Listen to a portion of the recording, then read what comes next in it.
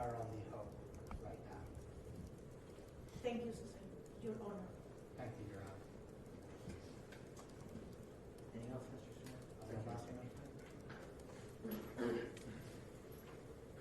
All right.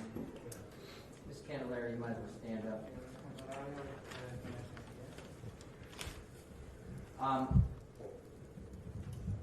This court has to impose a sentence here today.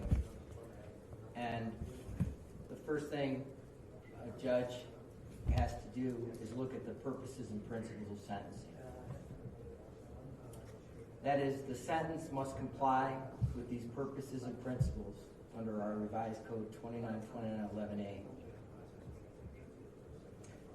The overriding purpose is to punish the offender and protect the public from future crime by this offender and others, using the minimum sanctions that the court determines accomplishes this purpose without imposing an unnecessary burden on state or local government resources. I always have to consider the need for incapacitation, deterrence, rehabilitation, and restitution. The sentence should be commensurate with and not demeaning to the seriousness of the offender's conduct, its impact on the victims, and consistent with sentences for similar crimes by similar offenders. Ms. Candelaria, I am not sentencing you today based on your race, your ethnicity, your gender, or your religion. Do you understand that? Yes.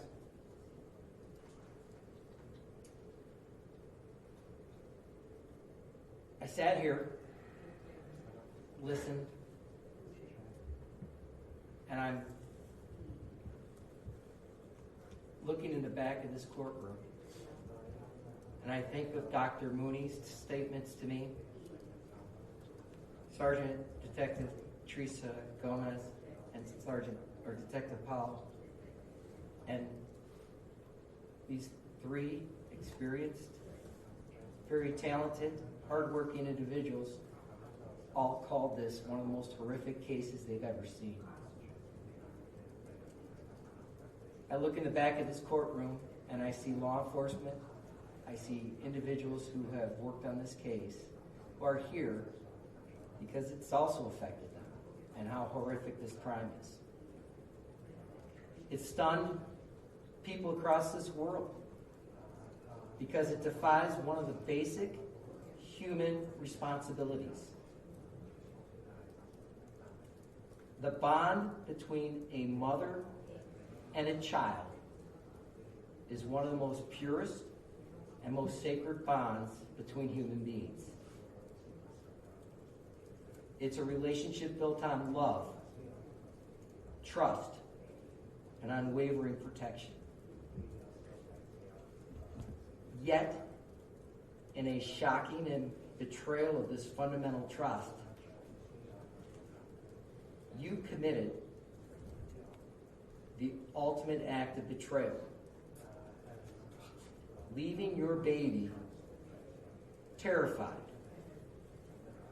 alone, unprotected, to suffer what I heard was the most gruesome death imaginable, with no food, no water, no protection, and lying in her own feces. Ms. Candelaria, you know the responsibility of parenthood. You have a child already. You raised another child. And I've witnessed here before me your parents who've showed you love and respect and education. And they came here to help you, to advocate for you. more than what you've done for your own child. The evidence that I've witnessed here before this court shows that this time you simply chose not to be here because you wanted to have fun. You decided you needed a vacation. And what followed was absolute depravity. You left your baby, Jalen, trapped in a pack and play without food and water for 10 days. This wasn't simply an oversight. You could have saved Jalen's life many times. You could have found someone to watch her while you were gone. You could have taken her with you. While you were in Detroit or Puerto Rico, you could have called someone in Cleveland and told them that Jalen needed help. Dr. Mooney indicated that rigor mortis was found when they found her, which means she didn't die that long before you came home. Think about that. Despite all of her suffering, that little baby persevered, waiting for someone to save her. And you could have done that with a simple phone call. Instead, I see photos of you on a beach while your child was eating her own feces in an attempt to survive. Photos mean something. And I'm well aware of mental health, but didn't look like you were too concerned about your child. As if that wasn't bad enough, you extended your stay in Detroit without regard to Jalen, alone, in pain, clawing her face in distress from the exhibits I just looked at, trapped in a tiny prison that you left her in. When you got home, you knew enough to start lying. You concocted story after story, trying to hide what you did. You even put pants on her, but you couldn't hide the absolute horror and filth that she spent the last days of her life in. You still didn't get it. I hear this morning that you went out and managed to go out with someone that you were with, and he was too upset to eat, but you weren't.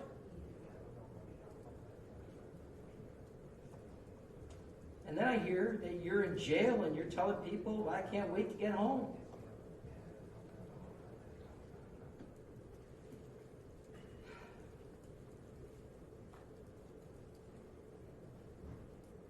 I look at remorse.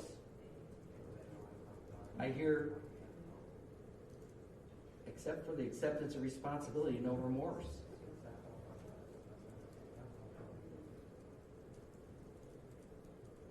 As a court, I have to remember Jalen, where you did not. Just as you didn't let Jalen out of her confinement until she died, so too, you should spend the rest of your life in a cell without freedom. The only difference will be that prison will at least feed you and give you liquids that you denied her. Based on all these factors, and based on all the things I've looked at, and I'm marking this as State's Exhibit 1 for the court reporter. On count 1,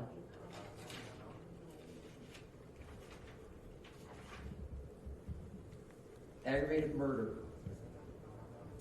I'm going to sentence you to life in prison without the possibility of parole.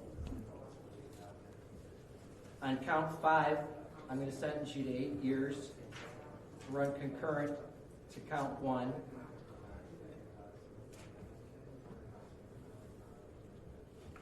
I'm going to tell you